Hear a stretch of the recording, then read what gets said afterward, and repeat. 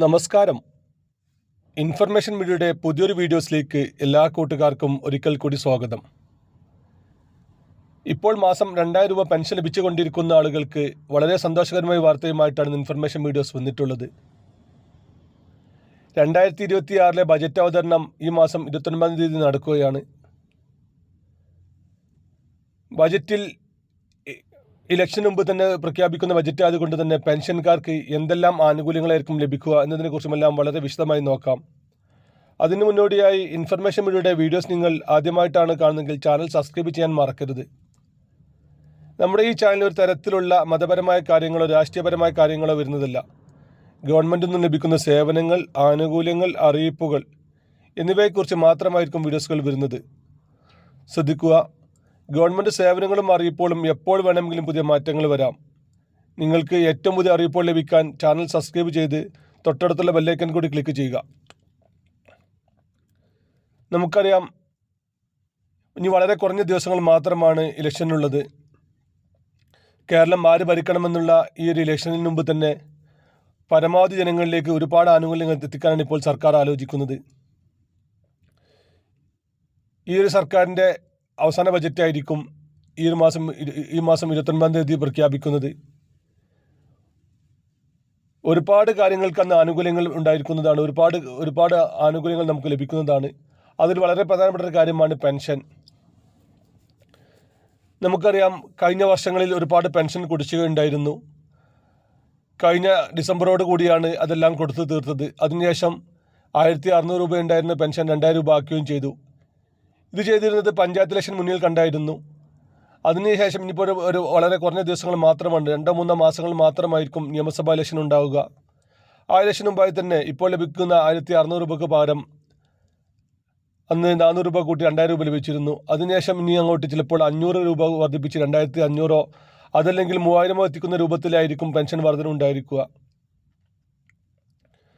ഒരു പക്ഷേ ചിലപ്പോൾ ഇപ്പോൾ 2500 വർദ്ധിപ്പിച്ച് ഓരോ വർഷവും പെൻഷൻ വർധന വരുന്ന രൂപത്തിലായിരിക്കും പുതിയ നിയമനിർമ്മാണം ഉണ്ടായിരിക്കുക.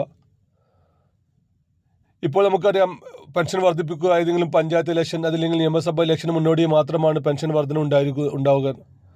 അതിന് പകരമായി ഓരോ വർഷത്തിലും ഒരു നിശ്ചിത ശതമാനം പെൻഷൻ വർധന വരുന്ന രൂപത്തിലായിരിക്കും ഇനി അങ്ങോട്ടുണ്ടായിരിക്കുക. 2500-നെയും 3000-നും ഇടയിലായിരിക്കും ഇനി അങ്ങോട്ട് പെൻഷൻ ലഭിക്കുമെന്നാണ് സർക്കാർ പറയുന്നത്. അതിനോടൊപ്പം തന്നെ സർക്കാർ പറയുന്ന മറ്റൊരു കാര്യം കൂടിയുണ്ട്. ഒരുപാട് ആളുകൾ അനധികൃതമായി പെൻഷൻ കൈപ്പറ്റുന്നുണ്ട്. അർഹതയില്ലാത്ത പെൻഷൻ കൈപ്പറ്റുന്ന ആളുകളെ മാക്സിമം കണ്ടെത്തി ഒഴിവാക്കി അർഹരെ കൂടുതലായി പെൻഷനിലേക്ക് അടുപ്പിക്കുകയും ലഭിക്കുന്ന പെൻഷൻ കൂടുതൽ നൽകുകയും ചെയ്യുന്ന രീതിയിലാണ് ഇനി വരുന്നത്. നിങ്ങൾ 2000 സ്ക്വയർ ഫീറ്റിന് മേലെ വീട്ടിൽ താമസിക്കുന്ന ആളുകൾ, അതല്ലെങ്കിൽ ഒന്നിൽ കൂടുതൽ വീടുകളുള്ള ആളുകൾ. ഈ ഒന്നിൽ കൂടുതൽ വീടുകളുള്ള ആളുകൾ എന്ന് പറയുന്നത് നമ്മുടെ സ്വന്തം സ്ഥലത്ത് മക്കൾ വീട് വെച്ചാലും അതിലെ രേഖ നമ്മുടെ പേരിലായിരിക്കും. പഞ്ചായത്തിലെ ഓണർഷിപ്പ് സർട്ടിഫിക്കറ്റ് നമ്മുടെ പേരിലായിരിക്കും. അങ്ങനെയുള്ള ആളുകൾക്കും പെൻഷൻ മുടങ്ങുമെന്നാണ് സർക്കാർ അറിയിക്കുന്നത്. അതുപോലെ തന്നെ ഒരു ടാക്സി വാഹനമല്ലാത്ത പ്രൈവറ്റ് 4 ചക്ര വാഹനമുള്ള ആളുകളാണെങ്കിൽ അവർക്കും ഇനി അങ്ങോട്ട് പെൻഷൻ മുടങ്ങുമെന്നാണ് ഇപ്പോൾ സർക്കാർ പറയുന്നത്. അതുപോലെ തന്നെയാണ് കാർഷിക ആവശ്യങ്ങൾക്കല്ലാതെ 1 ഏക്കറിന് മേലെ ഭൂമിയുള്ള ആളുകളാണെങ്കിൽ അവരുടെയും പെൻഷൻ മുടങ്ങും. വീട്ടിൽ AC മറ്റു സൗകര്യങ്ങളുള്ള ആളുകളാണെങ്കിലും അവരുടെയും പെൻഷൻ മുടങ്ങും. ഇങ്ങനെയുള്ള പെൻഷൻകാരെല്ലാം മാക്സിമം ഒഴിവാക്കി സർക്കാർ പറയുന്ന ആളുകൾക്ക് മാക്സിമം പണം ലഭിക്കുന്ന രീതിയിലാണ് ഇനി അങ്ങോട്ട് വരിക എന്നാണ് ഇപ്പോൾ അറിയുന്നത്. അതുപോലെ തന്നെയാണ് ഇപ്പോൾ വെള്ള നീല കാർഡുകൾ ഉപയോഗിക്കുന്ന ആളുകൾക്ക് ചുവപ്പിലേക്ക് മാറാൻ അവസരമുണ്ട്. ചുവപ്പിലേക്ക് മാറുമ്പോൾ നമ്മളൊരു കാര്യം പ്രത്യേകം ശ്രദ്ധിക്കണം. അനർഹമായിട്ടാണ് നമ്മൾ മാറുന്നതെങ്കിൽ ചിലപ്പോൾ വലിയ രൂപത്തിലുള്ള ഫൈനുകൾ നമ്മളെ തേടി വരാം. അതുപോലെ തന്നെ നമ്മൾ ചുവപ്പ് റേഷൻ കാർഡിലേക്ക് മാറുന്ന സമയത്ത് നമ്മളുടെ വീട് ചെറുതാണ്, പിന്നീട് നമ്മൾ വീട് വലുതാക്കി. അതുപോലത്തെ അന്ന് വാഹനമില്ലായിരുന്നു, പിന്നീട് നമ്മൾ വാഹനം വാങ്ങി.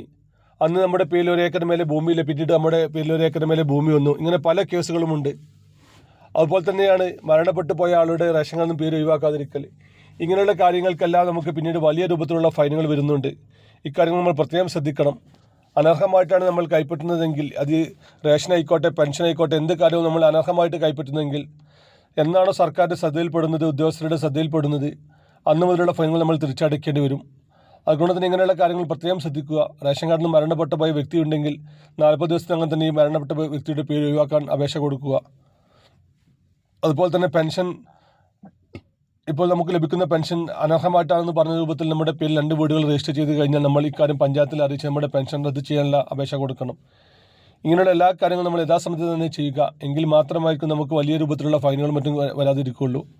അതുപോലെ തന്നെ ഇപ്പോൾ ഈ ഒരു പെൻഷൻ വർധന മുമ്പ് തന്നെ നിങ്ങൾ പെൻഷൻ അപേക്ഷിച്ച് കഴിഞ്ഞാൽ ഈ വർധന വരുന്ന മുറയ്ക്ക് നിങ്ങൾക്കും പെൻഷൻ വർധന ലഭിക്കും.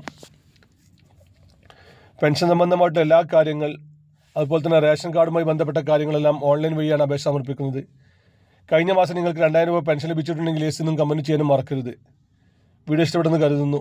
ഇതുപോലത്തെ ചെറിയ ചെറിയ ഇൻഫർമേഷൻ വീഡിയോകൾക്ക് വേണ്ടി ചാനൽ സബ്സ്ക്രൈബ് ചെയ്ത് മറ്റു കൂട്ടുകാരിലേക്ക് ഷെയർ ചെയ്ത് കൊടുക്കുക. ഇനി നമുക്കൊരു പുതിയ വീഡിയോസുമായി കാണാം. അതുവരേക്കും എല്ലാ കൂട്ടുകാർക്കും ഒരിക്കൽ കൂടി സ്വാഗതം.